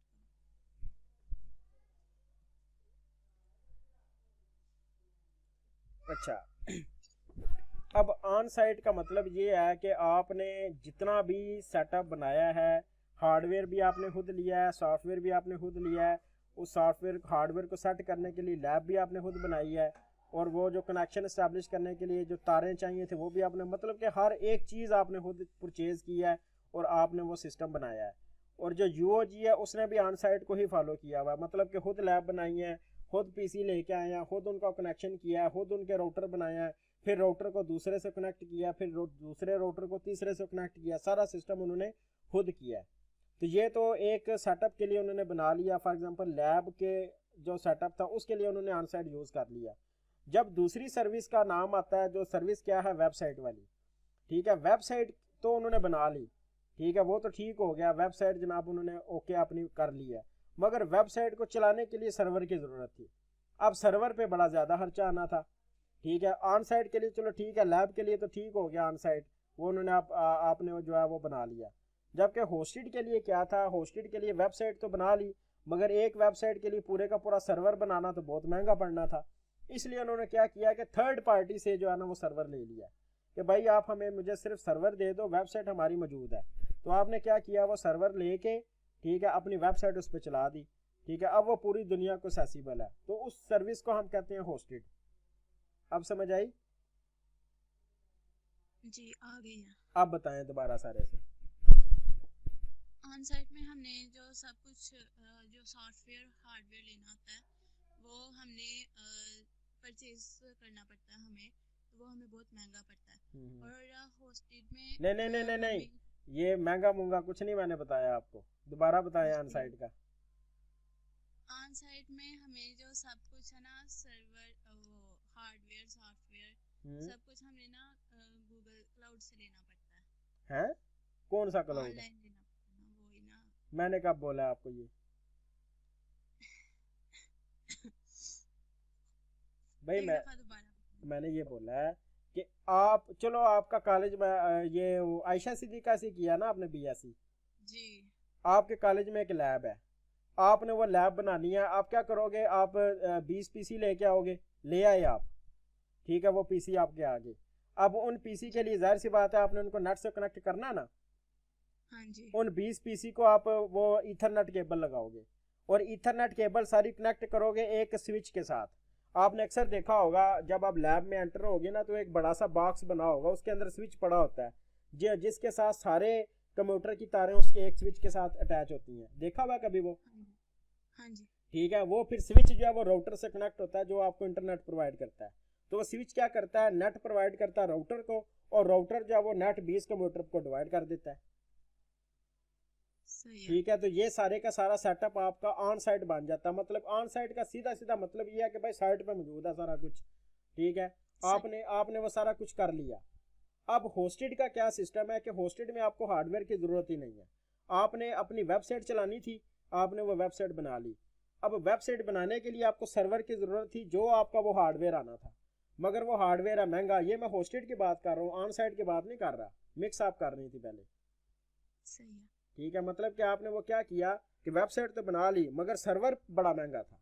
अब जाहिर सी बात है, छोटी सी वेबसाइट के लिए 2-3 लाख का सर्वर तो नहीं मैं बनाऊंगा, मैं जी 5,000 दे के अगर वो मुझे मिल रहा है तो वो तो सबसे सस्ता है। तो वो मैं क्या करता हूँ, अपनी वेबसाइट जो है वो सर्वर पे चला लेता हूँ, और जो वो कौन सा सर्वर जो होस्टेड है, जो मुझे थर्ड पार्टी का बंदा प्रोवाइड कर रहा है, सही है। ठीक है। ऑन साइट में मैंने सॉफ्टवेयर भी अपना खुद ही बनाया और हार्डवेयर भी खुद ही बनाया, सारा कुछ मेरा अपना है, वो मुझे सस्ता पड़ रहा था। अब तो 20 बंदों के लैब के लिए मैं अब 2 लाख का सिस्टम खरीद लूँ, ठीक है। तो इसलिए ऑन साइट वो चीज़ है। अब आप बताएं। ऑन साइट में हमने जो सब कुछ वो खुद करते हैं, हम्म, हार्डवेयर भी खुद का होता है और सॉफ्टवेयर भी खुद का होता हम्म, हम्म, है। और होस्टेड में हमारे पास वेबसाइट मौजूद होती है, हम्म। लेकिन हमें जो सर्वर होता है ना वो हमें लेना पड़ता है, वो बहुत महंगा पड़ता है, वो इसलिए हम उसे होस्ट करते हैं, ले थर्ड, लेते हैं। हाँ, और नीचे थर्ड वाला party IT infrastructure as a service में हम पूरा इंफ्रास्ट्रक्चर ले लेते हैं, और प्लेटफॉर्म में हम अपने ये सॉफ्टवेयर को ये चलाने पूरा के लिए इंफ्रास्ट्रक्चर जो है इसकी का एग्जांपल अगर आप देना चाहें तो। एग्जांपल जैसे यूओजी की, हाँ एग्जांपल है पूरे का पूरे इंफ्रास्ट्रक्चर की। हाँ यूओजी का पूरा इंफ्रास्ट्रक्चर हम ले लें अगर, तो कौन सा? वो वाला लॉगिन का नहीं या नहीं फिर LMS नहीं, जीमेल का। जीमेल का ऐसा इंफ्रास्ट्रक्चर है जो यूओजी वालों ने कोई तकल्लुफ नहीं किया। उन्होंने कहा भाई हमें कुछ करने की जरूरत नहीं है, हम जीमेल से हर चीज ले लेते हैं। तो यूओजी का जो पूरे का पूरा ईमेल का निज़ाम है ना वो जीमेल का चल रहा है। सही है। समझ आई? तो उन्होंने क्या किया है कि जो ईमेल का पूरा इंफ्रास्ट्रक्चर है ना वो पूरा इंफ्रास्ट्रक्चर ही खरीद लिया हुआ है। सही है। समझ आई? तो उसको उसकी एग्जांपल ये इधर बैठती है कि उन्होंने कोई तकल्लुफ नहीं किया, खुद नहीं कुछ भी किया, उन्होंने सारे का सारा जीमेल वाला ले लिया। जी ठीक है। तो अब इसके नीचे जो प्लेटफॉर्म एज अ सर्विस है ये क्या है? इसमें हम पूरे का पूरा प्लेटफॉर्म लेते हैं, और इसमें प्लेटफॉर्म को मुझे समझ नहीं है क्या लेना है। क्यों नहीं समझ आया? प्लेटफॉर्म इसमें आप ये कर लें कि फॉर एग्जांपल इंफ्रास्ट्रक्चर आपने बना लिया, ठीक है, चले मैं आपको LMS की एग्जांपल देता हूँ। LMS आपने बना लिया है, वो आपका अपना है, ठीक है। LMS आपका अपना है ना, यूओजी का अपना LMS है। उन्होंने क्या किया कि LMS तो बना लिया मगर उसको होस्ट करने के लिए उन्होंने जो प्लेटफॉर्म है ना वो उन्होंने बाय किया हुआ है।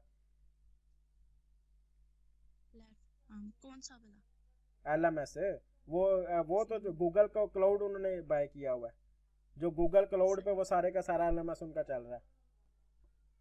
जी समझ आ गई? मतलब कि सॉफ्टवेयर उनका अपना मगर प्लेटफॉर्म उन्होंने बाय किया हुआ है। तो ये प्लेटफॉर्म एज अ सर्विस है। सही है। समझ आई? अच्छा, नीचे software as a service. Software में हम थर्ड पार्टी से हम अपना सॉफ्टवेयर कर लेते हैं, परचेज कर लेते हैं। मतलब कि बंदा इतना काम चोर है कि वो सारा काम किसी और से करवाना चाह रहा है। वो कह रहा है कि मुझे कुछ भी ना करना पड़े, ना मैं सॉफ्टवेयर बनाऊं, ना मैं प्लेटफॉर्म खरीदूं, ना मैं इंफ्रास्ट्रक्चर करूं, मुझे भाई आप सारा कुछ ही दे दो। ठीक है, तो वो सारा कुछ ही यूजर से ले लेता है। सही है। ठीक है। और पब्लिक क्लाउड? पब्लिक में हमारे पास हम पब्लिकली सब कुछ एक्सेस कर सकते हैं। जैसे हमारा एडमिशन था, एडमिशन में हम सब कुछ पब्लिकली हम सारे एक्सेस कर सकते थे उसे, कोई भी उसे ओपन कर सकता था। ठीक है। और प्राइवेट? प्राइवेट में कोई ऐसा बंदा जो पब्लिकली ना हो लेकिन प्राइवेट, जैसे टीचर्स होते हैं, टीचर्स को प्राइवेट ही काम दिया जाता है। और हाइब्रिड जो है इन दोनों का कॉम्बिनेशन है। कॉम्बिनेशन। ठीक है। और बाकी ये जवेरिया बात कर रही थी। जी ठीक है। और बाकी जो एक बंदा रह गया नूर, उसने कोई नहीं बोलना। मुझे माइक ऑन करने का पता नहीं लग रहा। अच्छा चलें, ठीक है। अब आप थोड़ा सा रिपीट कर दें फिर हम आगे चलते हैं। ये जितने भी मैंने आपको बताए हैं ना इन मोटा मोटा इंट्रोडक्शन करा दें बस 1 मिनट के अंदर। सही है सर, करती हूँ। सर ऑन साइट जो होती है ना उसमें हार्डवेयर सॉफ्टवेयर वगैरह होते हैं, रूटर के साथ अटैच होते हैं। इसमें हमें नेट वगैरह की जरूरत नहीं, क्योंकि ये सारा हमारा खुद का फिजिकली सारा खुद का होता है। और जो होता है ना हॉस्ट उसमें जो इन सबको सॉफ्टवेयर वगैरह को एक्सेस के लिए ना इंटरनेट की जरूरत होती है, जो कि सर्वर के जरिए ले लेते हैं। इसके सर्वर के जरिए हम सबको ना इस्तेमाल कर लेते हैं। और जो होता है इंफ्रास्ट्रक्चर सर्विस, वो एक बंदा कहता है कि आप मुझसे ना सारा का सारा जो है ना सर्विस ले लें, क्लाउड की सारी फुल आप ना मुझसे सर्विस ले लें इंफ्रास्ट्रक्चर। अच्छा, और प्लेटफॉर्म होता है कि वो बोल रहा होता है कि आप ना अपना सारा काम खुद करो, पर जो आप रन करने के लिए जो प्लेटफॉर्म है ना वो मुझसे ले लें। और जो होता है ना सॉफ्टवेयर, वो कहता है कि पूरा का पूरा सॉफ्टवेयर जो है ना वो आप मुझसे ले लें।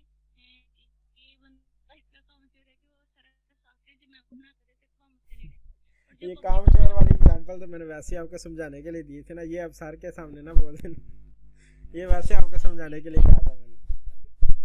अच्छा, और जो पब्लिक होता है ना वो सेस सबके लिए अवेलेबल होता है, कोई भी बंदा सेस कर सकता है, जैसे कि हमने एडमिशन किया था। और जो पब्लिक है ना वो वो पब्लिक प्राइवेट होता है, जो प्राइवेट है वो प्राइवेट होता है, वो जैसे कि हो गया एचओडी का सारा डाटा होता है, या उसका जो अपना पोर्ट होता है वो सारा प्राइवेट हो गया। और जो हाइब्रिड है ना उसमें दोनों का कॉम्बिनेशन होता है, दोनों का मिक्स होता है। अच्छा चलो ठीक है, लगते हाथ। चलो मैं आपको ये भी बता देता भाई, मैंने भी, ये आपका कौन सा डिपार्टमेंट है, BSIT आप कर रहे हो ना? जी ठीक, एक ही चीज़ है, ITCS और SC एक ही चीज़ है। अच्छा, अब आपने इधर अगर सरवाइव करना है ना, ठीक है, आपका पहला सेमेस्टर है तो आपके ऊपर सख्ती होगी, सीधी सी बात है, ठीक है, क्योंकि पहले सेमेस्टर वालों के ऊपर, और आपका जाहिर सी बात है आपका भी पहला ही है, तो उन्होंने चेक करना है कि कौन से ऐसे बंदे हैं जो बिल्कुल फारग हैं, फजूल हैं, उनका इधर कोई तुक नहीं बनता, क्योंकि ये ऊपर से HEC ने सख्ती की हुई है, वो अब सबको डिग्री नहीं दे रहे, वो कह रहे हैं कि बच्चा इस काबिल होना चाहिए कि वो, अब जाहिर सी बात है हमारी दफ़ा तो सारे रोल बने ही हमारी दफ़े हैं, मतलब कि 1.5 से नीचे वाला बाहर है, जिसके 2F आगे इकट्ठे एक सेमेस्टर में वो भी ड्रॉप हो जाता है, ठीक है। और उन्होंने सिनेरियो ही ऐसा कर दिया कि आपके जो सेमेस्टर में सारे टीचर हैं ना, उनको HOD ने बोला होता है कि आपने ख़ास तौर पे देखना है कि कौन सा ऐसा बच्चा है जो इधर सर्वाइव नहीं कर सकता, तो उन्होंने फिर ऑटोमेटिकली आपको F देना है। अगर आप पास भी हो रहे होगे ना तो वो आपको फेल करके आपको F देंगे, वो इसलिए ताकि ये बच्चा इधर कामयाब हो ही नहीं सकता। अब जाहिर सी बात है आपने BSc किया है, उधर आपको एक बुक मिल गई है, वो गुलाबी नहीं, वो ब्लू कलर की बुक है, उसके अंदर जो लिखा हुआ वही आपने रट्टा लगाया, हाँ रट्टा अच्छा है वैसे आपका, रट्टा शट्टा लगा के वही पेपर में आ गया, वो सारा आपने करके नंबर शंबर आ गया, ओके ठीक हो गया। जबकि UOG के अंदर ये बिल्कुल उल्टा सेटअप है। मिड हो गया आपके यहाँ भी होने हैं, हो गए। आपको पता चल गया होगा कि इधर रट्टे वाला सिस्टम है ही नहीं,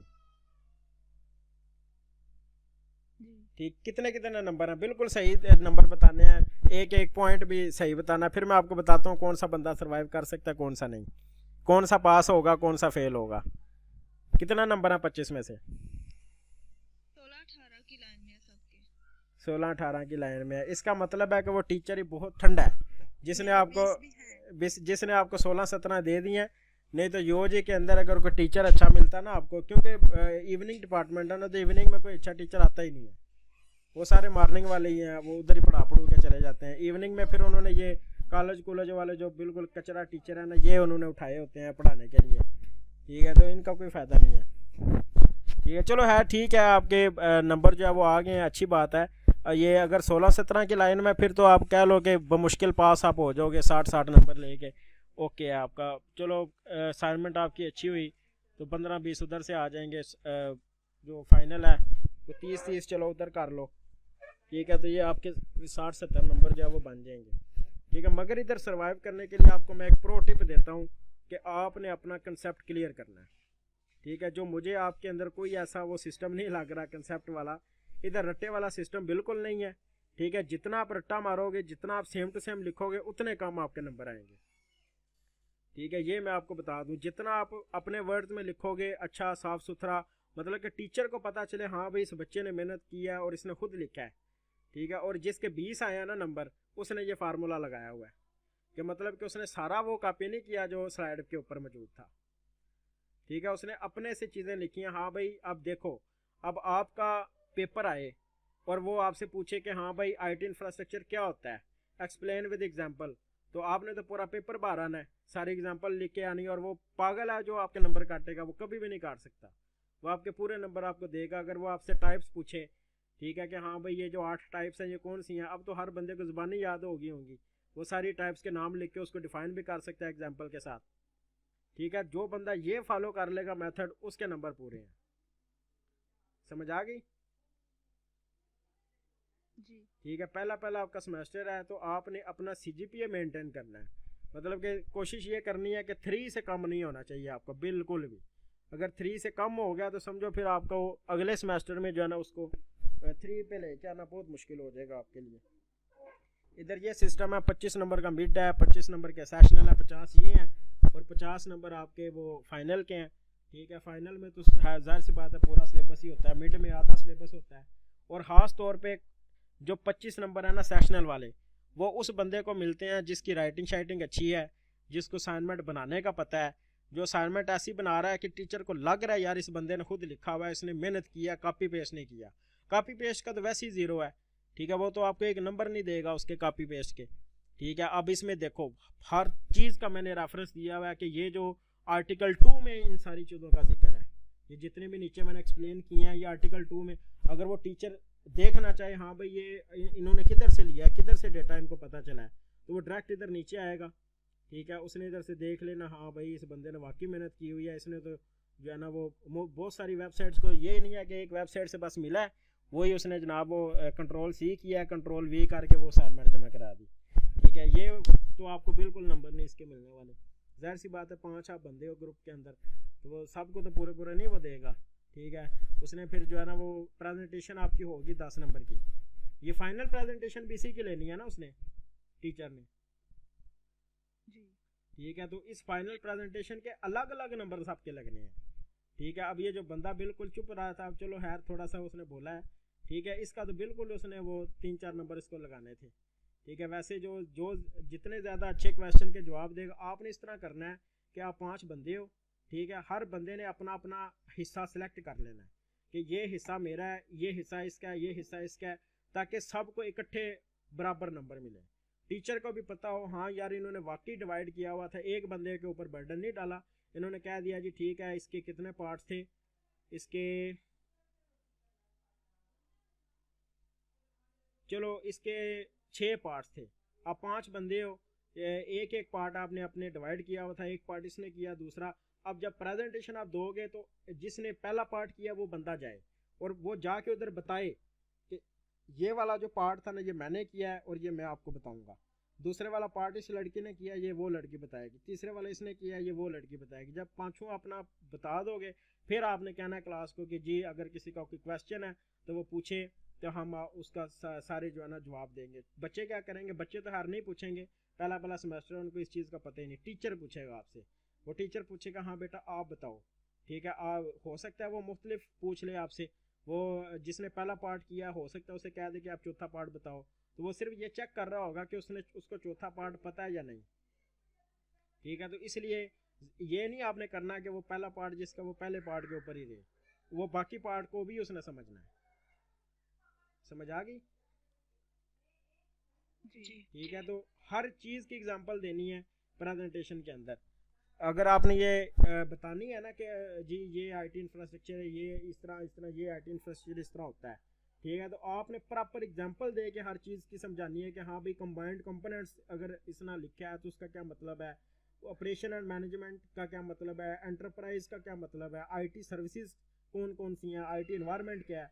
तो जितना ज़्यादा आप एक्सप्लेन करोगे उतना ज़्यादा जो है ना वो अच्छा आपको देगा। मुझे नहीं लगता कोई एक नंबर भी आपका काटे अगर आप जिस तरह मैंने आपको बताया अगर उस तरह आप करो तो। ठीक है, अगर तो उसको तजर्बा हुआ ना टीचर को यूनिवर्सिटी में पढ़ाने का तो वो कभी भी नंबर नहीं आपके काटेगा।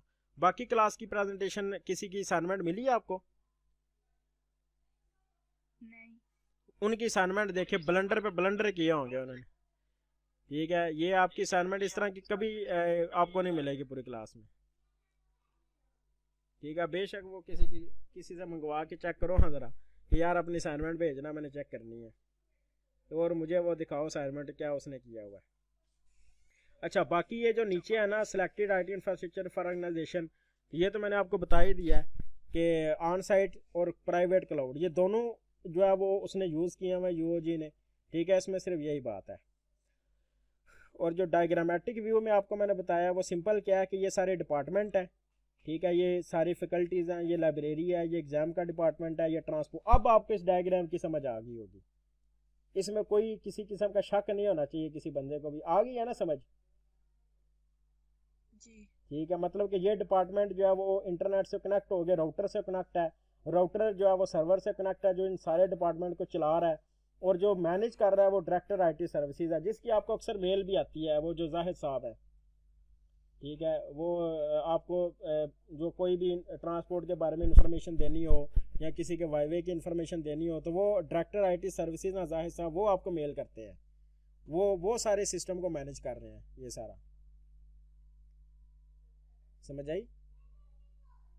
जी। और ये वीपीएन का मतलब क्या है कि वीपीएन का मतलब है कि प्राइवेट बंदे भी सारे फैकल्टीज में मौजूद है।